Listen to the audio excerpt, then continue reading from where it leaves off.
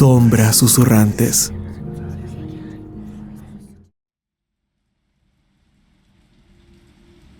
Hola y bienvenidos a Sombras susurrantes.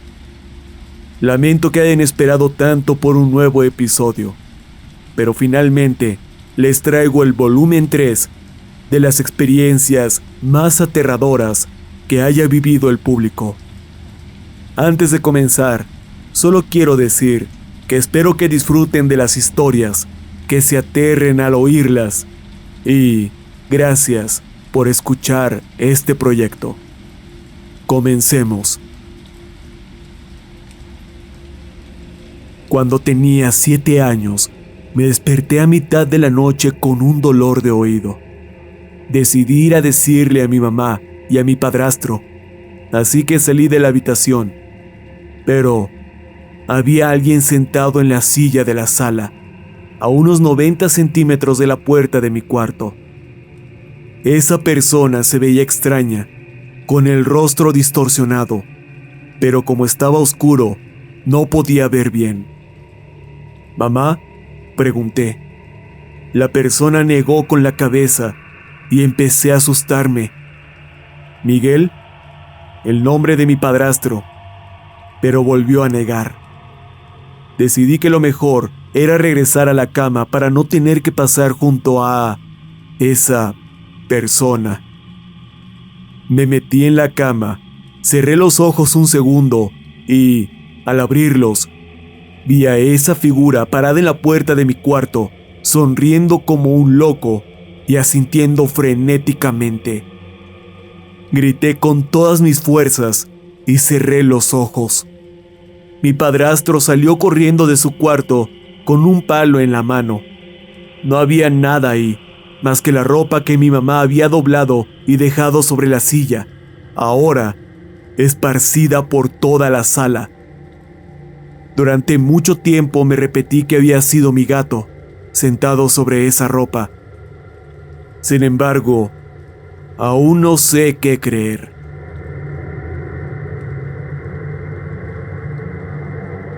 Esto me lo contó un compañero del trabajo.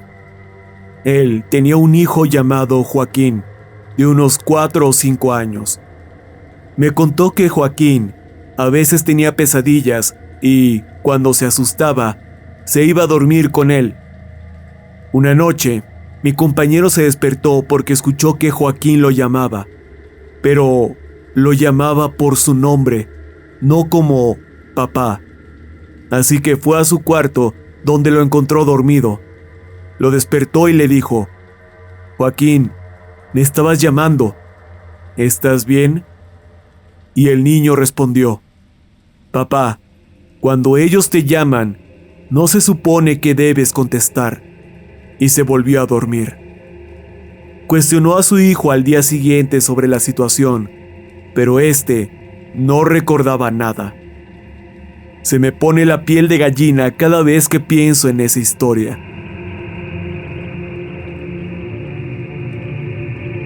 Esto no es paranormal, pero sí fue muy aterrador. La casa de mis padres fue golpeada por un tornado cuando yo estaba en la secundaria. No te das cuenta de lo rápido que ocurren esas cosas hasta que te pasa. Vivimos en una zona rural de Carolina del Norte, no precisamente en el pasillo de los tornados, pero sí nos tocan tormentas fuertes de vez en cuando. Mi papá tenía la costumbre de salir a ver cómo se acercaban las tormentas. Estábamos todos dentro cuando lo oímos gritar que saliéramos. Salimos y el cielo se veía completamente surrealista. Una pared de nubes negras se acercaba a nuestra casa a una velocidad inquietante. Y cuando digo negras, no me refiero a gris oscuro o azul marino. Me refiero a negro. Nubes negro azabache. Como si una nube de tinta de un calamar gigante se hubiera esparcido por el cielo. Nunca había visto algo así en mi vida, ni en videos, y espero no volver a verlo jamás. Estábamos bastante asustados por las nubes y el viento comenzaba a intensificarse. Las nubes se movían muy rápido. Alguien Creo que mi mamá dijo algo como que tal vez deberíamos entrar, por si acaso. Pero las cosas se volvieron caóticas. Antes de que pudiéramos darnos la vuelta, el viento pasó de un 7 en una escala del 1 al 10 a un 25 en solo 3 segundos. Nos dimos vuelta para entrar y yo fui el último en cruzar la puerta. Intenté cerrarla detrás de mí, pero el viento la succionaba hacia afuera. Tuve que poner ambas manos en la perilla y tirar con todo mi peso para lograr cerrarla. En ese punto, probablemente solo habían pasado 45 segundos desde que mi papá nos llamó para que saliéramos. Corrimos por el pasillo, comenzamos a sacar cosas del closet bajo las escaleras y nos metimos ahí. Toda la casa estaba llena de un ruido absolutamente indescriptible. Era como si un avión despegara de nuestro techo o como si un tren atravesara la sala. No era solo un sonido, era una fuerza física. Te hacía latir la cabeza de lo fuerte que era. Se sentía en el estómago como el retumbar de un bajo potente, constante, pero sin ritmo. Sentías como si los ojos te vibraran dentro de la cabeza. Los cambios de presión del viento también te desorientaban. Sentía vértigo, como si estuviera al borde de un precipicio. Fue una sobrecarga sensorial. Nos metimos debajo de las escaleras y cerramos la puerta, cuando nos dimos cuenta de que habíamos dejado al perro fuera en la casa. Mi mamá abrió la puerta y gritó su nombre. El perro entró corriendo al closet como alma que lleva el diablo y cerramos la puerta. En ese punto, tal vez habían pasado apenas minuto y medio desde que estábamos tranquilos en la cocina charlando y mi papá nos llamó para ver las nubes. Eso fue lo que tardó en volverse un infierno. Permanecimos bajo las escaleras otro par de minutos. 2, 3 como mucho, aunque se sintió como si fuera una eternidad. Todo temblaba. Yo solo esperaba que las paredes se vinieran abajo o que los escombros atravesaran la puerta. Luego, el sonido se desvaneció y salimos. La casa seguía en pie. Hasta ese punto todo bien. Salimos al porche y la puerta no abría. Empujé con fuerza hasta que se dio unos centímetros y logré salir. El porche estaba destruido. Teníamos un granero pequeño frente a la casa y había desaparecido. El tornado lo había levantado, hecho astillas, y lo arrojó contra nuestra casa. Los postes del porche estaban destruidos y todo cubierto de vidrios rotos, clavos, tablones partidos por la mitad y restos de madera prensada. Mirando hacia el campo frente a la casa, donde teníamos caballos y vacas, había montones de árboles caídos por todos lados. Un grupo de pinos al sur de la casa, de unas 2 o 3 hectáreas, simplemente había desaparecido. Nuestros autos estaban llenos de abolladuras por el granizo. Una lancha que usábamos para viajes familiares había sido levantada desde el frente de la casa, rotada 90 grados y depositada en el patio trasero a unos 45 metros de su posición inicial. Detrás de la casa, un enorme álamo había caído sobre el camino de entrada y quedó a solo unos metros de la casa. Y, sin embargo, otras cosas seguían intactas. Uno de nuestros graneros fue destruido, pero el otro, a apenas 30 metros de distancia, no perdió ni una teja. En general, tuvimos muchísima suerte. Aunque la casa se veía entera, sufrió daños importantes. El techo tuvo que reemplazarse porque la succión del tornado lo dejó inestable. De hecho, hasta el día de hoy aún pueden verse grietas en las esquinas del piso superior, donde el tornado casi arranca el techo. Pero salimos ilesos, y esa misma noche dormimos en nuestras camas. Así que, cuando leo historias de desastres similares, siempre pienso en esos minutos de puro terror y en lo afortunado que fui de que esos no hayan sido mis últimos momentos, como si lo fueron para muchos otros allá afuera. Soy periodista, y una vez una mujer que entrevisté para una historia de crimen real me contó esta joya. Cuando era niña, tendría unos 8 años, empezó a bajar las escaleras por las noches para decirle a su padre que había un hombre en su armario. Él le decía que no existía tal cosa, ni el coco, y la mandaba de vuelta a la cama. Esto ocurrió varias veces a lo largo de una semana. Finalmente, se hartó, la acompañó a su cuarto y le dijo: «Te voy a mostrar que no hay nada en tu armario». Y fue a abrir la puerta. Esta la abrió apenas un poco y sintió como alguien la jalaba para cerrarla de golpe. Resultó que sí había un hombre en su armario, un pervertido que se metía a la casa cada noche para observarla desde ahí mientras dormía. El padre lo golpeó brutalmente y el tipo fue a prisión por muchos años. Investigué la historia de esa mujer 20 años después. El tipo acaba de salir de la cárcel y nadie sabe dónde está.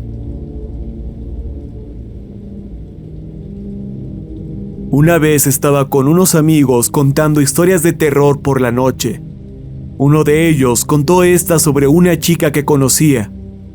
No sé si es verdad, pero varios que también conocían a la chica dijeron que sí lo era. Un día, esta joven fue llamada para ser de niñera.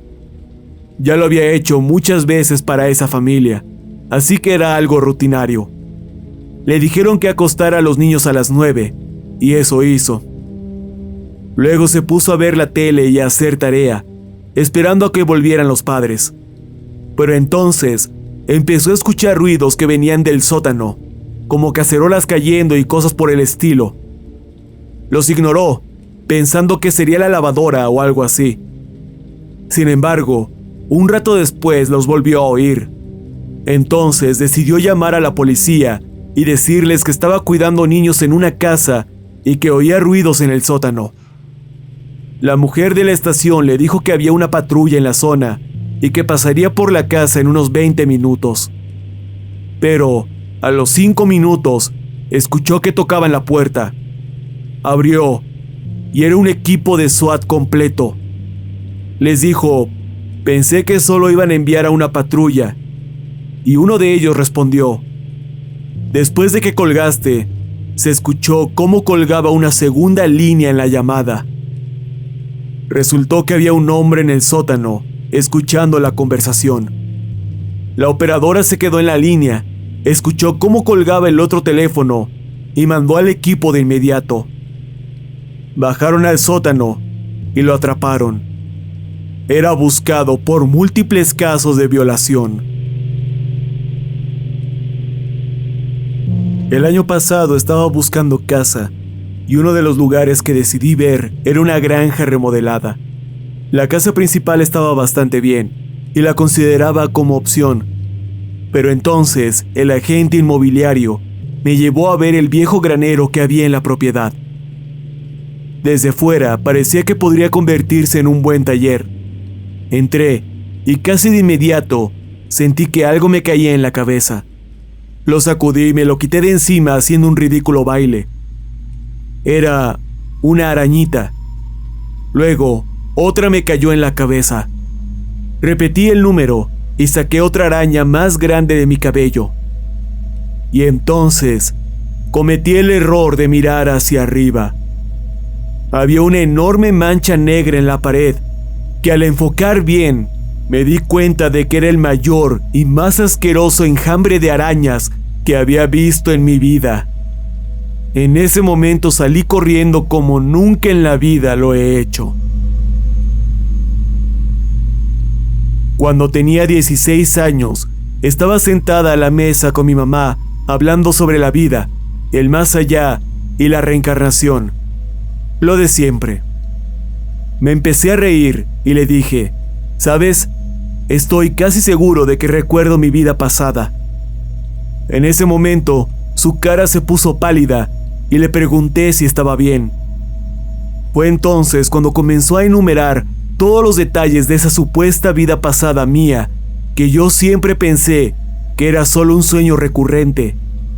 Me dijo que yo era el hijo menor de una familia de viajeros pobres, que mi cuna era el cajón superior de un ropero y que mi madre era una mujer alta, huesuda, de expresión severa, con el cabello recogido y que siempre usaba un vestido largo.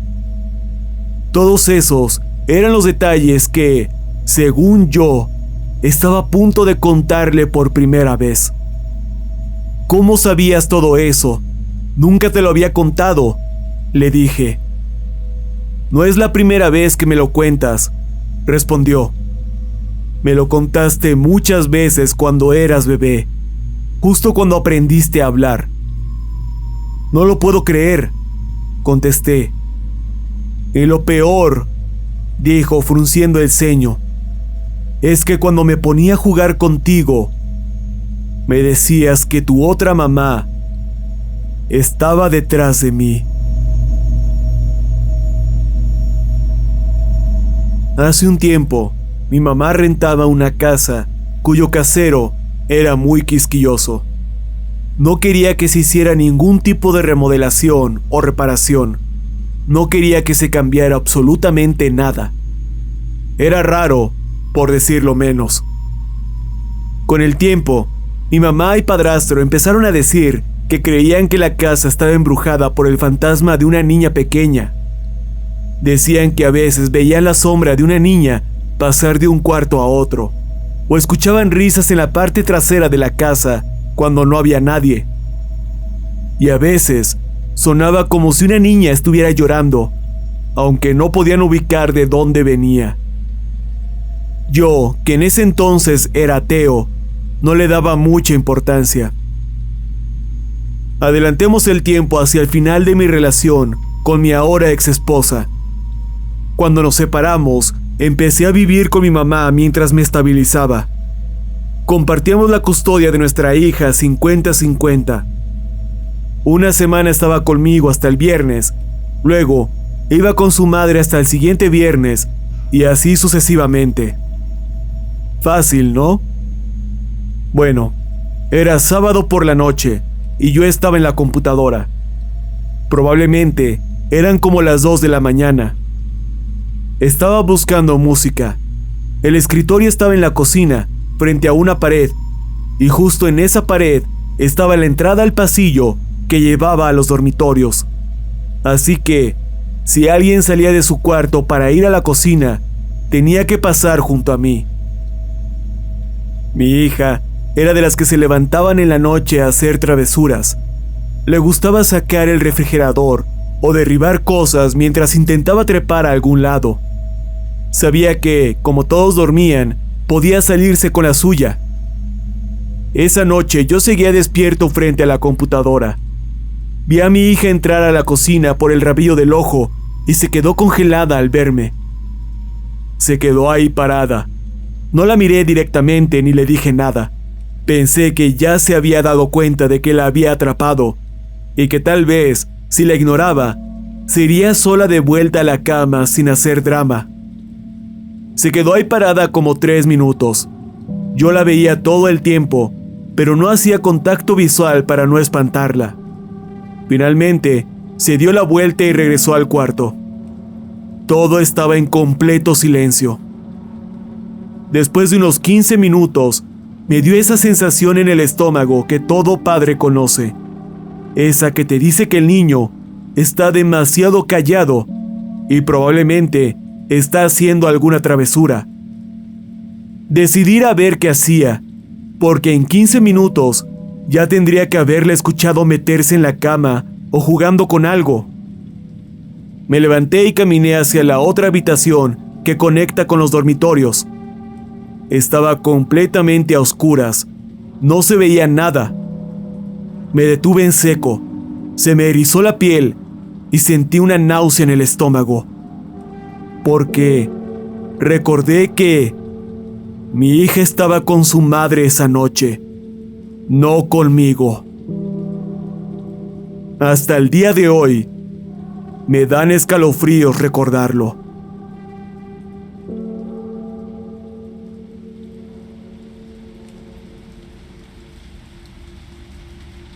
Y esas fueron algunas de las vivencias más escalofriantes que ha vivido la gente. Si ustedes tienen una experiencia sumamente aterradora, paranormal o no, y quieren compartirla con el mundo, no duden en enviarla a sombrasusurrantespodcast@gmail.com.